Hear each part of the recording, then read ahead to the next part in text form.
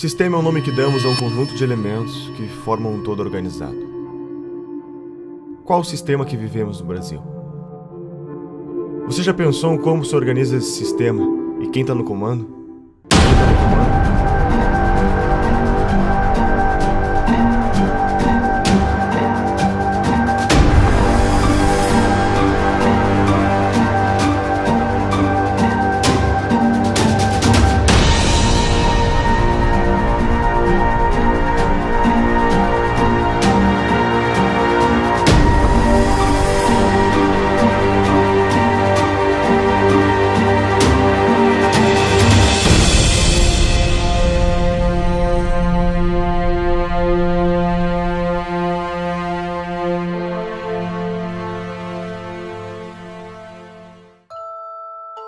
Será que o que vivemos hoje é apenas uma grande farsa, onde a cada 4 anos temos que escolher sempre entre 2 lados da mesma moeda? Estaria todo o sistema político infectado com o mesmo vírus? A história da nova democracia brasileira se confunde com o crescimento dessas ideologias de esquerda, pois os mesmos protagonistas que pautavam por esses ideais foram os que fundaram a nossa Constituição de 88, e são hoje os que estão à frente dos grandes partidos políticos no Brasil. Poder é fazer com que você seja obedecido, exercer sua autoridade por meio da influência ou da força. Existem 3 formas de exercer o poder em uma sociedade: o poder político-militar, o poder econômico e o poder intelectual. O que Marx propunha? O que os marxistas? Qual é o sonho dourado do marxista? Não é que não haja dominação, é inverter a classe dominante e a classe dominada. E para isso é preciso tomar o Estado por dentro. Espero que não tenha passado do point of no return, do estado de coisas além do qual é impossível voltar. Quando mais de 50% da população depende, inclusive economicamente, do Estado, quem votará para reduzir o Estado? Quando o Estado alcança um determinado ponto de grandeza, de tamanho, de custo, começa a se tornar inviável trazê-lo de volta a um tamanho razoável. E é por isso a força também da esquerda por um Estado cada vez maior, ainda que isso seja sustentável. Após a morte de Stalin, principalmente nos partidos comunistas em países democráticos, apostaram que a revolução se daria pela tomada dos espaços nos meios de propagação da mensagem, ou seja, pela conquista do poder intelectual. Conforme Gramsci, todos devem ser socialistas sem que se deem conta. Para se conquistar o poder, deve-se primeiramente conquistar as mentes e os corações das pessoas. E quem ficou com o PT, na verdade, foi o público, digamos assim, a base essencial e original do PT, que foi a intelectualidade, principalmente universitária. O PT surgiu com os intelectuais da USP, junto com o pessoal da Teologia da Libertação, um pouco, e a CUT. Mas ele, muito mais do que um partido de trabalhadores, ele sempre foi um partido de intelectuais, né? Então ele foi realmente o primeiro, digamos assim, intelectual coletivo, no sentido do Gramsci, a chegar ao poder no Brasil, tendo seguido a receita gramsciana exatamente, quase ipsis literis, né? Então vários fundadores do PT são intelectuais que, inclusive, foram os primeiros tradutores de Gramsci, que introduziram o Gramsci no Brasil. Há uma espécie de hegemonia do pensamento na formação dos nossos professores alfabetizadores. Eu diria que isso começa em meados da década de 80. E essa formação ela está no cerne do desequilíbrio educacional brasileiro. Os professores são formados nas universidades para aprenderem quem é Paulo Freire, quem é Emília Ferreira, quem é Marx, quem é Lenin, mas não tem a percepção do que é metodologia de ensino com evidência científica, como ocorre no mundo inteiro. Isso não é por acaso, né? E a tese tanto do Gramsci como os componentes da Escola de Frankfurt e da guerra de posição. Então as nossas universidades estão majoritariamente dominadas pelo pensamento de esquerda, e é lá que são formados os professores, é lá que é avalizado o livro escolar que vai para as escolas de todo o país. Introduziram o tal do socioconstrutivismo, que hoje sabe que o socioconstrutivismo não apenas imbeciliza a pessoa, mas cria até lesão cerebral, né? E Quem foram os grandes agentes disso? Eu acho que o principal foi a editora Abril, com as revistas Escola, depois era Nova Escola e Sala de Aula, que eram órgãos do socioconstrutivismo. Por aí que entrou Emília Ferreira, Celestão Freinet, toda essa porcariada socioconstrutivista comunista entrou no Brasil através desse, porque era o único órgão que alcançava todos os professores no Brasil. Né? Então, alguém culpou eles pelo que aconteceu? Não, eles não têm culpa nenhuma. O que acontece? Quer dizer, nós estamos saindo aí de quase 2 décadas, né? 20 anos de governo esquerdista. Né? Mais, né? Se a gente contar o período sob os tucanos e tudo, quer dizer, na verdade dá muito mais tempo aí sob domínio da esquerda. Né? Então o que acontece? Quer dizer, nessas últimas décadas, o maior comprador de livros, né, do mercado editorial, né, quem foi? Foi o governo.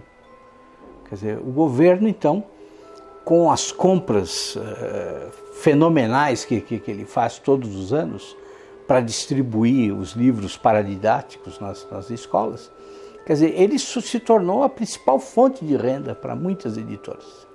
Né? Agora, tudo tem um preço. Né? Quer dizer, para o livro ser escolhido pelo governo, as editoras fazem, né, sugerem de maneira muito persuasiva aos escritores que eles escrevam dentro daquela pauta que é estabelecida pelo MEC. Né? Claro, porque o MEC oferece uma pauta. Né? Ele diz assim, olha, o livro para ser comprado precisa seguir este critério, e são critérios ideológicos. Você tem o gramscianismo aplicado ao mercado editorial muito semelhante ao mercado jornalístico, aos jornais, às revistas. O mesmo tipo de influência, de hegemonia. Você tem no mercado editorial 50 anos, pelo menos, de hegemonia da esquerda no mercado editorial. Isso significa que livros liberais, conservadores, são violentas exceções. Em 2008, a revista Veja publicou uma pesquisa que foi realizada pelo Instituto Census, que comprovou tudo aquilo que a gente já sabia, né? Que, de fato, as escolas, as universidades estão sendo usadas para fins políticos, de propaganda política e partidária. Essa pesquisa do Instituto Census, ela mostrou que 80% dos professores reconhecem que o seu discurso em sala de aula é politicamente engajado. Isso é um número impressionante e que corroborou uma pesquisa feita em 2004 pela Unesco. Então, os dados dessas duas pesquisas são convergentes e mostram que para 78% dos professores brasileiros na educação básica, a principal missão da escola é formar cidadãos. E para apenas 8% é transmitir conhecimento, transmitir as matérias aos estudantes. Essa pesquisa, tanto do Instituto Census como da Unesco, comprovaram essa percepção generalizada que existe de que, efetivamente, as escolas estão sendo usadas para fins de propaganda política, de doutrinação e propaganda política partidária. Professor de filosofia, concursado. O professor não pode agir em sala de aula como um militante. Ele é um servidor público, ele é um agente do Estado. Dia 22, a gente integra a paralisação do dia 22 de greve geral. E o Estado, de acordo com a Constituição Federal, o Estado brasileiro, ele é politicamente neutro. Existe a Constituição, prevê o princípio da neutralidade política, ideológica e religiosa do Estado. Então não cabe ao professor, no exercício das suas funções, fazer propaganda de partido político, por exemplo. E muito menos, ou também não lhe cabe, mobilizar os seus alunos, manobrar os seus alunos para que eles participem de um ato político, de uma manifestação a favor ou contra uma determinada corrente que disputa o poder na sociedade. Isso é ilegal, também por força da Constituição. Dos professores que estão formando nossos alunos, 86% veem Che Guevara de forma positiva e 65% veem Lênin de forma positiva. Que cidadãos são esses que estamos formando? Nós estamos vivendo um momento muito difícil na educação brasileira. Agora, com a Base Nacional Curricular Comum, eu particularmente estou assustado com os documentos que foram publicados pelo MEC, O primeiro documento era um panfleto doutrinário e um atraso pedagógico. O segundo é um panfleto doutrinário e um atraso pedagógico um pouco menor. Me parece que é um bode na sala, né? Se criar dificuldade para se gerar facilidade. O ministro alega que vai filtrar esse processo, que vai submeter ao Conselho Nacional de Educação, mas eu não posso acreditar num conselho que está completamente aparelhado, né, que com raras exceções é formado por ativistas políticos de esquerda. Então a hegemonia política, ela inclusive ela agride a Constituição brasileira, que fala da pluralidade. O governo do PT é majoritariamente apoiado pela União Nacional dos Estudantes. A UNE é a entidade máxima dos estudantes brasileiros e representa cerca de 6 milhões de universitários. Em 1937, ano que Vargas decreta o Estado Novo, os estudantes fundam a União Nacional dos Estudantes, UNE. Na UNE, o mimeógrafo rodava panfletos fazendo propaganda socialista ao som da Internacional, tocada na vitrola doada pelos americanos. A União Soviética, pátria-mãe do socialismo, era o exemplo a ser seguido. E o comunismo a utopia em corações e mentes jovens pelo mundo afora. Até Carlos Drummond de Andrade fez versos para Stalin. A poesia fugiu dos livros, agora está nos jornais. Saber que resistes. Então, a UNE hoje perdeu credibilidade. A CPI da UNE é uma necessidade. Nós queremos pressionar as autoridades da Câmara nos próximos meses para que ela saia do papel. Ela está aprovada, está lida em plenário, ela tem que acontecer. A investigação principal é saber aonde foi, onde está sendo usado o dinheiro das carteiras estudantis arrecadadas no Brasil inteiro. Teve uma indenização, que nós queremos saber onde aplicar esse dinheiro, indenização pelos mortos na época da ditadura militar que tinham vínculo com a UNE. O que é isso? Foram milhões de reais via governo federal do PT, pagos por uma entidade como a UNE, e as famílias não participam disso. Existiram esses casos, não existiram, tem comprovação, não, fizeram uma indenização milionária. Nós queremos na CPI da UNE saber se esse dinheiro foi usado só para pagar ônibus, manifestantes que vinham aqui fazer protesto, ou seja, o governo aparelhou a UNE, a CUT, o MST com o dinheiro do governo para simular que eles tinham apoio popular para impedir o impeachment, aparelharam esses órgãos para virem aqui para contestar projetos de lei que poderiam investigar ou a criação de CPIs. Pode ter certeza. Meu feeling é que uma CPI da UNE põe mais gente na cadeia.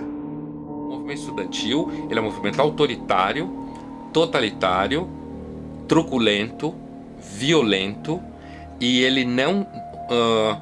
Eu cheguei a escrever isso outro dia numa coluna na Folha. Você encontra mais debate em igreja evangélica do que na universidade. A universidade não tem nenhuma liberdade de debate. Não há nenhuma possibilidade de você levantar qualquer posição contrária ao conjunto de professores que administram aquele espaço, certo? E, assim, há uma piora no sentido de que há mais jovens que chegam com um discurso fechado, identificado com a esquerda, já na universidade. E quando eles chegam na universidade, então, se você estiver falando assim de um curso de humanas, onde tem várias disciplinas de humanas, eu diria que 80% ou 90% do conteúdo dado em sala de aula será de esquerda.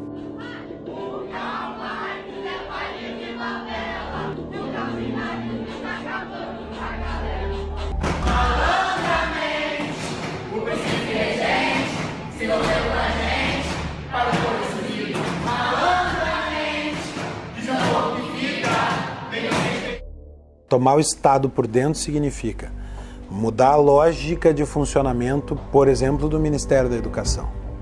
O Ministério da Educação agora deixa de ter a função de servir para Marx a burguesia e passa a ter a função de ser um elemento de revolução, de contribuir para a quebra da dominação da burguesia, da formação do proletário cidadão. Fecha muito com as teorias de educação que são aplicadas no Brasil. Essa questão da hegemonia da esquerda, né, sobretudo no meio universitário, que eu acho que isso fez muito mal para a cultura além da universidade, né, porque causou um certo uma restrição muito preocupante, né, do imaginário das pessoas. Uma coisa que o Olavo de Carvalho fala sempre, que a sua capacidade de imaginação, de ampliar suas imagens, é muito importante para quem exerce atividade intelectual, né? Há décadas estamos formando pessoas com base no pensamento marxista. Onde toda essa gente foi trabalhar? A mídia é o maior formador de opinião da população. São TVs, blogs, jornais e revistas que contam ao povo o que está acontecendo. Mídia técnica significa que o governo deveria gastar com publicidade proporcionalmente à audiência dos respectivos veículos de comunicação. O problema é que a pesquisa brasileira de mídia identificou que a mídia técnica está longe de ser realidade. O dinheiro investido em publicidade parece não ter nenhuma relação com a audiência do veículo. Qual é o critério? A farra com o dinheiro público é tão avassaladora que já houve casos de jornal fictício receber verbas publicitárias. Desde que a presidente Dilma chegou ao poder, os gastos com publicidade só aumentaram. Apenas no ano de 2014, a presidente gastou 210 milhões com campanhas em nome da presidência.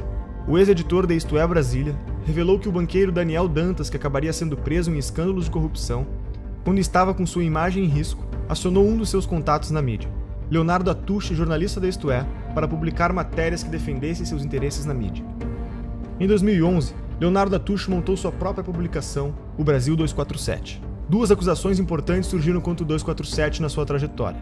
A primeira foi encontrada num imóvel do doleiro Alberto Youssef, delator da Operação Lava Jato, no monitor de um computador.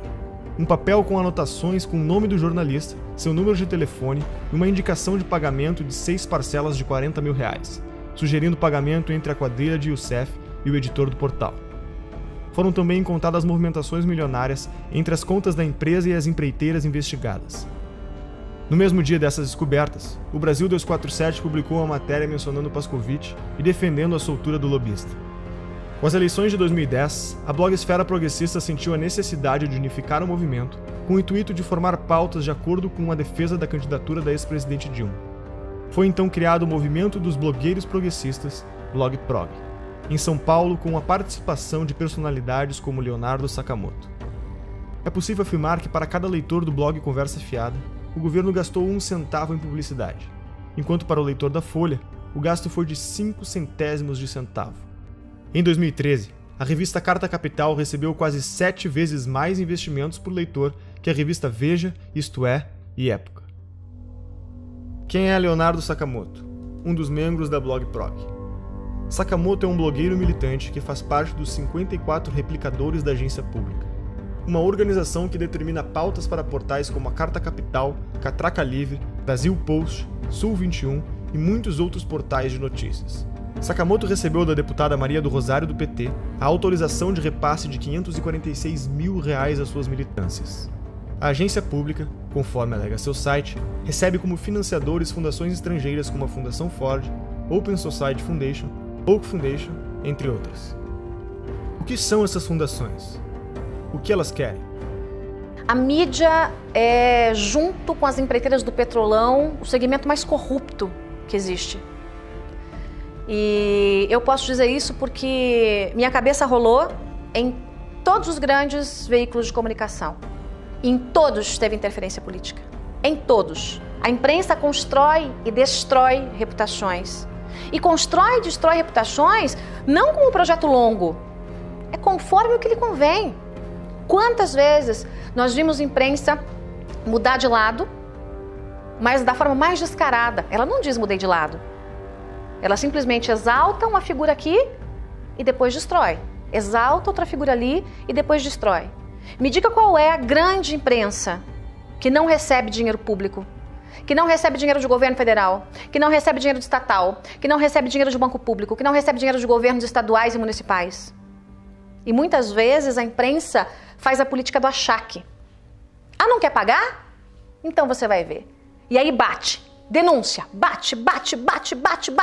Como é que funciona em geral, né? Em geral você faz uma reunião de pauta, em geral o editor-chefe, ou secretário de redação, né, ou diretor-geral, vem ali já com a linha editorial pronta, né, troca uma ideia, a pauta é essa, a pauta é aquela, ó, você vai construir matéria nesse sentido. Então você já recebe uma orientação, ponto. Né? Aquilo vai voltar para a mão do editor, o editor vai corrigir, vai às vezes mudar todinha a sua matéria ou vai simplesmente derrubar. Existe muita muito pouca pergunta incômoda sendo feita no Brasil. E quando as perguntas incômodas são feitas, o jornalista é criticado. E por outro lado, muitas das perguntas que são feitas não são feitas para o devido esclarecimento das coisas, mas para estimular uma narrativa. Às vezes uma narrativa ideológica, na maioria das vezes uma narrativa ideológica. Né? Em relação aos protestos que nós tivemos ao longo de 2015 e 2016 contra a Dilma Rousseff, contra o Lula, contra o PT, contra a esquerda, contra o esquema de poder que havia se montado no Brasil. A tentativa da imprensa era de vender a tese que estava sendo criada, né, nos grupos acadêmicos, nos centros partidários, nos diretórios de partido, de que na verdade se tratava de um bando de raivosos fascistas que queriam a volta dos militares para o poder. Fazendo uma reportagem sobre um mini protesto que havia ocorrido em favor do impeachment, ainda depois do dia 16 de março, a imagem da notícia era intervenção já. Ou seja, você tenta vender para a população uma coisa que não é. Isso se reflete na cultura.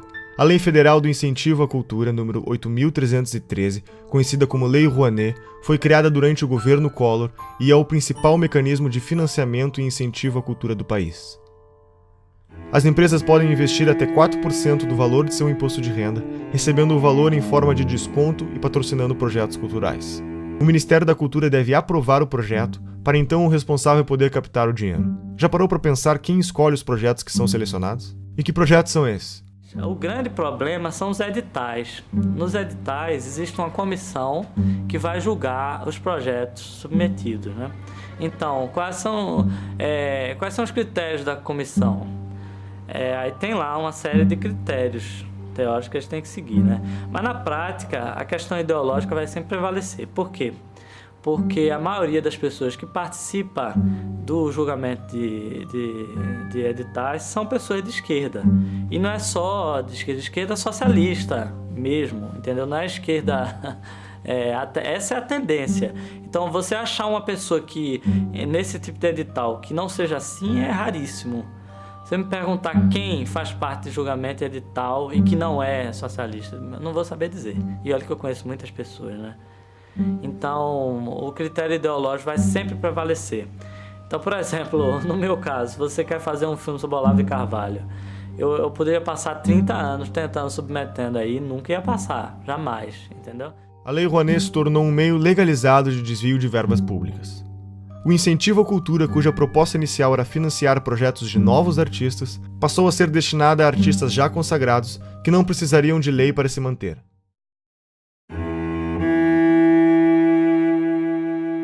Foi justamente na gestão do Gil que começou essa deformidade da Lei Rouanet. A Lei Rouanet já existia, mas essa coisa de beneficiar artista consagrado, artista tipo Ivete Sangalo, pessoas já com nome, já com anos de carreira, isso foi na gestão do Gil. Olha, a gente está para abrir aqui a CPI da Lei Rouanet, exatamente para chamar artistas que receberam dinheiro sem precisar da Lei Rouanet. Então, o que fica suspeito, para não dizer comprovado, é que a Lei Rouanet serviu para comprar essa classe artística. Dificilmente você vê um ator se posicionando contra o PT. Regina Duarte começou a bater duro, tomou uma geladeira na Globo. E diversos outros ou nada falam ou apoiam. Por exemplo, Luan Santana recebeu 4,5 milhões da Lei Rouanet. Será que ele precisa mesmo desse incentivo do governo para colocar diante dos seus shows? Será que um ingresso ali, que com certeza não é menos de que R$100 para um show dele, será que o ingresso do show dele já não é suficiente para ele se manter? E assim eles vão conseguindo comprar toda a classe artística. E traz muita gente a reboque. Quando um cantor fala alguma coisa, os seguidores dele, que são fanáticos por ele, adoram a música dele, adoram o trabalho dele no cinema e etc., eles não tendem a se confrontar com essa pessoa. Então é muito interessante para o governo ter essas pessoas ao seu lado. E aí já emenda no artista, já emenda logo intelectual também, intelectuais, artistas, e vão trazendo eles para cá. Exemplo notório, Wagner Moura ficava aí no exterior denunciando o golpe. Chega a ser uma infantilidade hoje em dia ficar batendo nessa tecla do golpe. Mas eles ficam a todo momento batendo em cima disso até que vire verdade. Porque eles querem colocar nos livros das escolas que houve um golpe em 2016 contra uma presidente eleita democraticamente. Os sistemas totalitários que nós tivemos no século XX, eles tiveram como principais fontes do ódio era a raça, a classe e agora é o apartheid intelectual. Se você não é de esquerda, você é burro. São todos os donos do poder, todos esses, Chico Buarque, Caetano Veloso, Gilberto Gil, todos septuagenários. Todos detiveram esse poder cultural durante esses 50 anos. Não é uma questão apenas de que eles têm um poder político em 13. Isso o empresário tem que entender. Eles foram coronéis do Brasil durante esses 50 anos. A cultura, você tem um cinema novo, você tem a Semana de 22, você tem a Tropicália, você tem todas essas manifestações de cultura de esquerda, cacete. Um dos exemplos do enviesamento dos projetos apresentados pela Lei Rouanet é o filme sobre José Dirceu, um dos petistas envolvidos com o mensalão, para o qual foi aprovado 1,5 milhões de reais. O deputado do PSOL, Jean Willis, também vai virar documentário. Será financiado por 842 mil reais do dinheiro público. O filme do Lula foi financiado em 12 milhões de reais, por empresas que entre elas constavam Camargo Correia, OAS e Odebrecht. Esses são apenas alguns dos exemplos do destino dos mais de 15 bilhões de reais investidos pelo PT através da Lei Rouanet. Na prática, o que vemos é que o dinheiro segue a ideologia. Na 10ª Mostra do Cinema e Direitos Humanos, o conteúdo deveria ser relacionado com um dos seguintes temas: população LGBT, população negra, população em situação de rua, combate à tortura, enfrentamento da homofobia, mulheres, participação política, direitos humanos e outras minorias. A maior parte do dinheiro vem das estatais. A Petrobras gastou mais de 400 milhões de reais na última década para aprovar projetos como o Projeto Pai e Filho, que conta a história de um homem aprisionado e oprimido pelo poder do pai, que procura enfrentá-lo para quebrar a hierarquia da família. Já o Projeto Joelma conta a história da inadequação da mulher nascida no corpo de um homem, rompendo aspectos da sexualidade e do gênero. O rapper MC Guimê, que fatura mais de 300 mil reais por mês, teve autorização de captar via Lei Rouanet mais de 500 mil reais para a produção de um DVD. Luan Santana conseguiu aporte de 4,1 milhões de reais para cobrir sua turnê e Cláudia Leite aprovou a captação de 6 milhões de reais para fazer shows no litoral norte do Brasil.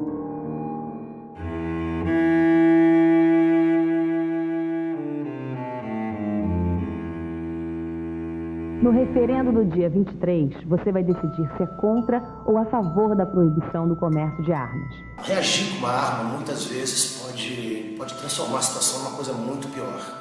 Existe hoje no país mais de 15 milhões de armas na mão de civis. Se bala resolvesse o problema, o Brasil seria um paraíso de segurança, né?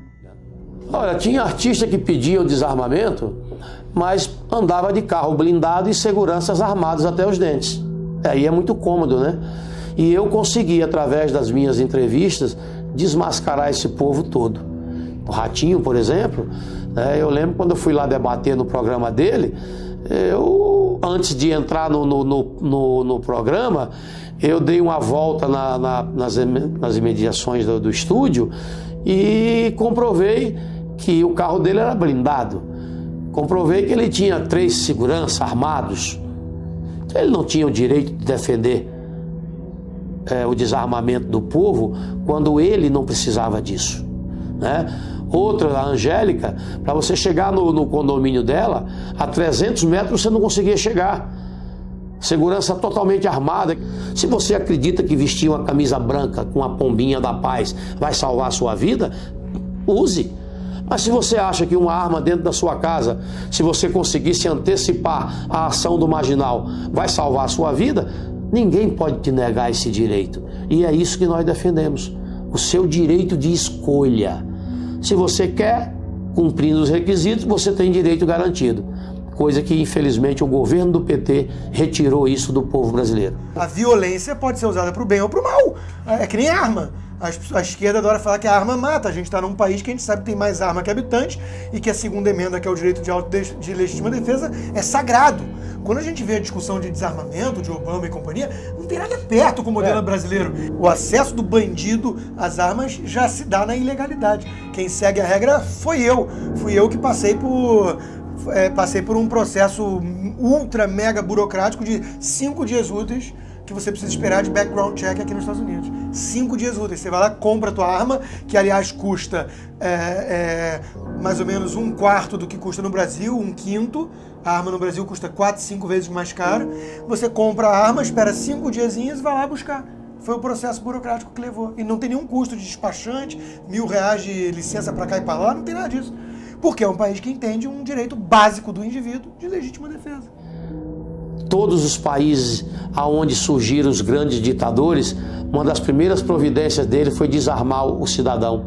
Hitler, Mussolini, esse cretino da Venezuela, são medidas adotadas para que eles não tenham resistência da sociedade. Só eles podem ter arma. Os países socialistas tendem a essa centralização, ao domínio com mão de ferro de todos os recursos do país.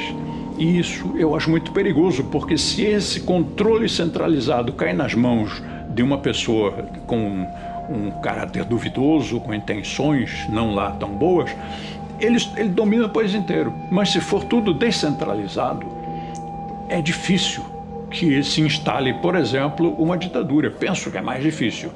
Inclusive, se a população estiver armada, é mais difícil que um governo imponha uma vontade que não corresponda à vontade do povo, se esse povo tiver condições de reagir. Agora, qual é a primeira coisa que se faz quando se quer dominar um povo? Desarma esse povo. O Instituto Sou da Paz, que trabalha pela redução da violência, acha que menos armas resultam em menos mortes. O que a gente precisa fazer é reduzir essa quantidade imensa que tem de armas circulando nas nossas estações. O Instituto Sou da Paz, que começou fazendo campanhas pelo desarmamento em 1997, receberam $492 mil da Fundação Ford do ano de 2007 a 2011 e $1,58 milhões da Open Society de 2013 a 2014. Que ONGs são essas? O que elas defendem? Lembra de Saul Alinsky? Segundo a CPI das ONGs realizada em 2007, foram apresentadas mais de 13 bilhões de gastos de diferentes esferas do governo. Para sindicatos foram repassados R$495.698.000. Segundo a CPI, 81 milhões foram encontrados sem justificativas de gasto. São centenas de milhões de reais todos os anos despejados nos cofres desses sindicatos que não prestam contas ao Tribunal de Contas, não prestam contas à Assembleia, prestam conta a eles mesmos. E tem mais, presidentes que passam 15, 20, 30 anos na presidência de um sindicato desse. É o estilo de Fidel Castro. Né? Eles cobram liberdade, democracia, alternância do poder, mas não praticam, porque eles são cretinos, porque eles são basofiadores, eles são pessoas que dizem, faça o que eu digo, não faça o que eu faço. Nilcea Freire foi a responsável por coordenar as operações da Ford Foundation no Brasil. Foi convidada por Lula para ser ministra da Secretaria de Políticas das Mulheres e também foi reitora da Universidade Estadual do Rio de Janeiro. Foram mais de 2 bilhões de reais investidos em ONGs com posicionamentos de esquerda. O coletivo Leila Diniz tem como definição realizar uma luta antissistêmica contra o capitalismo, o racismo e o patriarcado. Receberam $120 mil da Fundação Ford. Por exemplo, a doutrina de gênero, né, que é uma tese esdrúxula aí, que vem desde a escola de Frankfurt, de uma maneira muito forte, com o movimento feminista, né, de destruição da sociedade atual. Né, isso é uma tese muito bonita, quando eles colocam assim, para dourar a pílula, mas o que está por trás disso é um ovo de serpente, é um cavalo de Troia. Né? Eles querem destruir a família como um processo de transformação da sociedade. E para criar não sei que mostrengo lá na frente, né? Eu continuei tendo muitos seguidores nas minhas redes e um dos meus contratantes, inclusive, sempre se metia nos meus posts. Tudo que eu queria postar, ele queria que eu postasse coisas que defendessem os gays, ele queria que eu postasse calendários de eventos de ALS do Rio de Janeiro, conquistas de movimentos gays que eu tinha que postar, tinha que falar com não sei o quê. Então, assim, eu via que que os GLS não queriam apenas que eu trabalhasse e oferecesse o meu trabalho como eu fazia normalmente. Eles queriam que eu abraçasse uma causa, uma agenda GLS. Uma agenda da qual eu nunca compactuei. A Universidade Livre Feminista, que tem como definição ser um projeto feminista construído de forma coletiva e colaborativa, receberam pelo menos $900 mil da Fundação Ford. A organização Afrografiteiras é um curso de formação em artes urbanas voltado para o protagonismo da mulher afro-brasileira. receberam pelo menos $100 mil da Fundação Ford.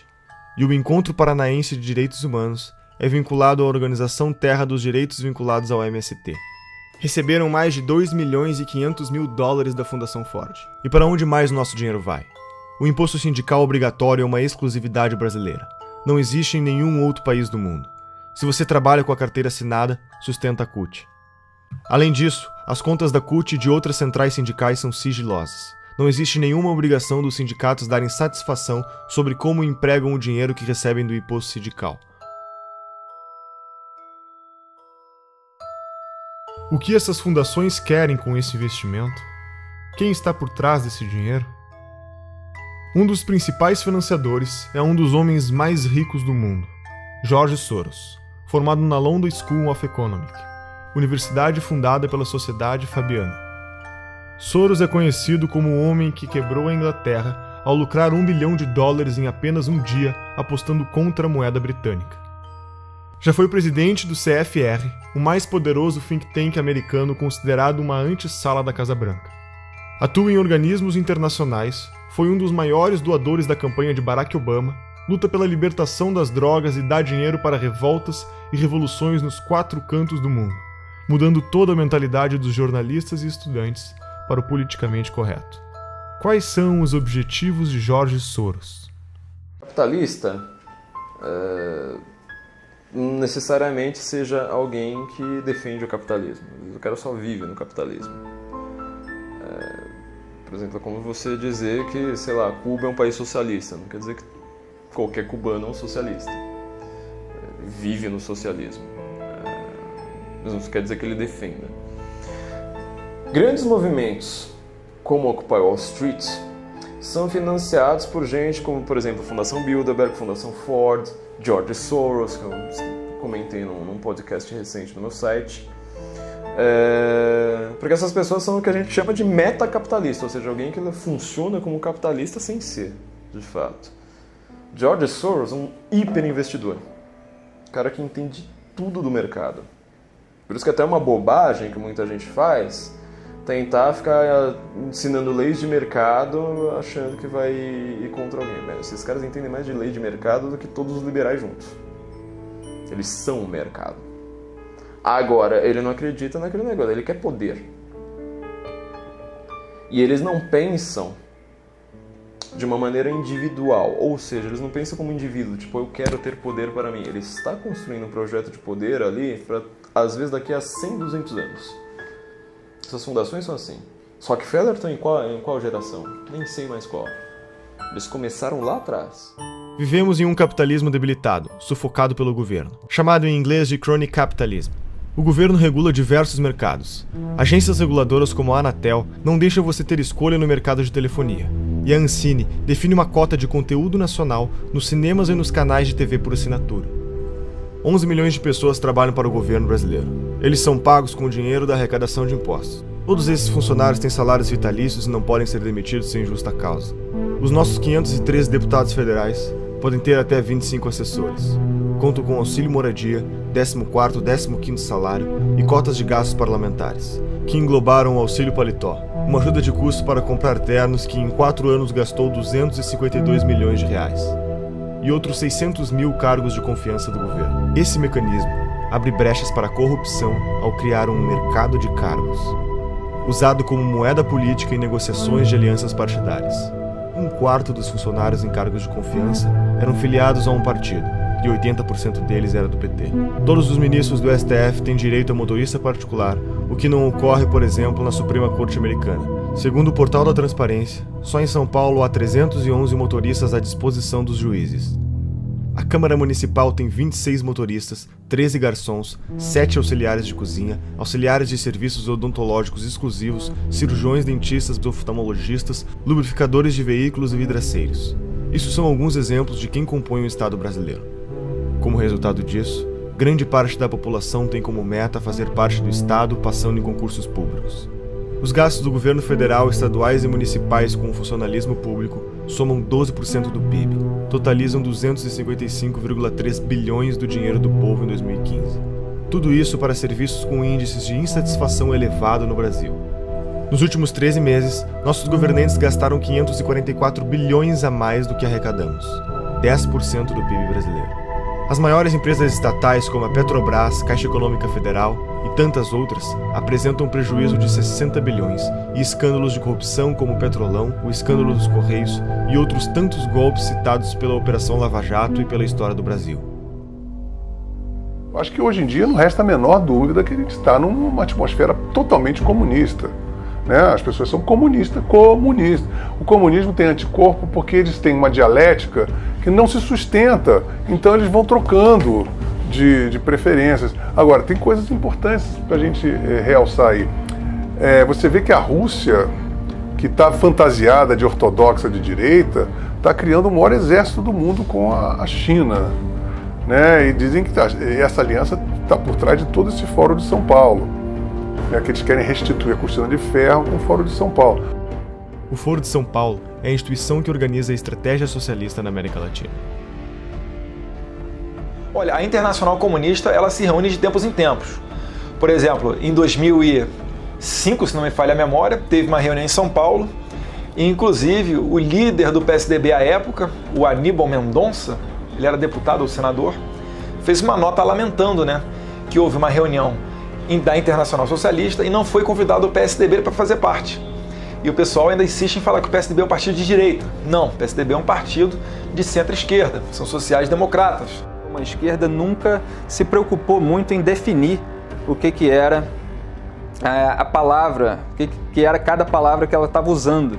Na verdade, existia muito essa ambição de você ser contra alguma coisa, de você unir todo mundo, e estamos juntos nisso contra alguma coisa, então estamos no caminho certo. Né? Só que eles não diziam exatamente para onde que estavam indo e iam causando uma série de tumultos pelo caminho. Então estavam vendendo um futuro hipotético em nome do qual todas as ações no presente seriam justificadas. Aquilo foi muito fácil de entender e de aplicar aqui no Brasil, porque o debate público estava cheio desse pessoal propondo isso. E eu lembro quando tivemos a ideia de construir o Fórum de São Paulo.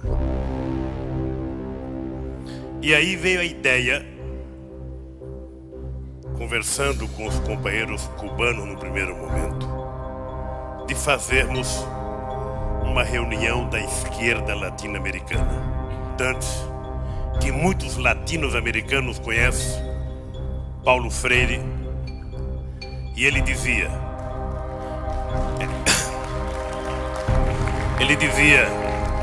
juntar os diferentes para derrotar os antagônicos. E nós,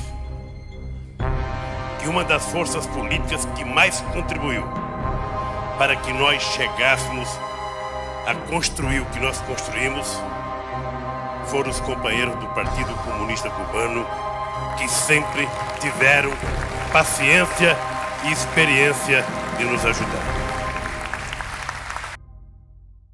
Não, fala-se, eu não acredito nisso, mas eu quero colocar isso na entrevista, de uma aliança, de um eixo Chaves, Fidel e Lula. Ô Boris, você sabe que isso é no mínimo uma piada de mau gosto, claro. E eu te aconselho até não repetir isso no vídeo. Violou, 10 anos atrás, você podia prever, por exemplo, uma América Latina assim: Fidel, Chávez, Morales, Bachelet, Correa, quem mais? Todos de esquerda na América do Sul. Você podia prever que isso ia acontecer? Prever não, mas nós já lutávamos por isso e já trabalhávamos por isso, inclusive porque nós criamos o Fórum de São Paulo, que lutava para isso. Depois criamos ainda um grupo de Marbella, que é o nome da cidade, do hotel onde nós fomos no Chile, que se reuniu. Todos depois foram eleitos presidente da República. Todos foram.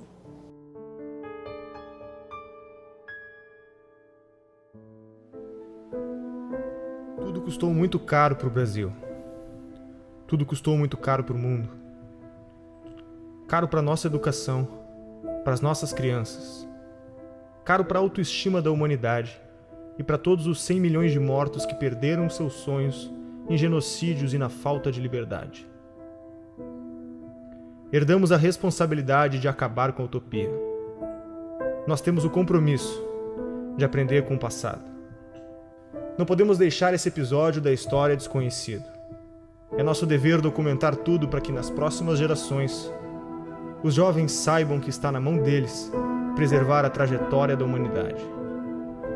O mundo anseia pela verdade para se libertar e continuar crescendo. Não é só economia nem só política. É a manifestação dos valores da nossa sociedade, das nossas famílias, dos nossos antepassados e de todos os nossos filhos. Despertamos intelectualmente. Não há mais espaço para ditadores monopolizarem nas nossas vidas. Agora precisamos quebrar a dominação cultural que nos foi imposta. Durante 16 anos, os jornais, canais de TV e estações de rádio do Brasil se recusaram a noticiar a existência e as atividades do Foro de São Paulo. O Brasil parecia estar preso entre as malhas de uma articulação criminosa, que envolvia ao mesmo tempo a totalidade dos partidos de esquerda latino-americanos, a classe jornalística nacional, o sistema de ensino, as principais gangues de narcotraficantes do continente e uma parcela nada desprezível da elite política e financeira internacional. A gravidade desses fatos media-se pela amplitude e persistência da sua ocultação. Crescendo em segredo, o Foro de São Paulo tornou-se o motor principal das transformações históricas no continente, enquanto a ignorância geral fazia com que os debates públicos e a vida cultural se afastassem da realidade, se transformando em uma engenharia de alienação, fortalecendo ainda mais o crescimento de um esquema de poder que se alimentava da sua própria invisibilidade. A queda vertiginosa do nível de consciência pública nessas condições era inevitável. Um dos aspectos mais perigosos da situação é a facilidade com que os culpados se desvencilham de qualquer tentativa de denúncia, qualificando-a de teoria da conspiração. Mas quem falou em conspiração? O que vemos é uma gigantesca movimentação de recursos, de poderes, de organizações, de correntes históricas, tudo documentado. É o inimigo onipresente e invisível, sonhado por Antônio Gramsci.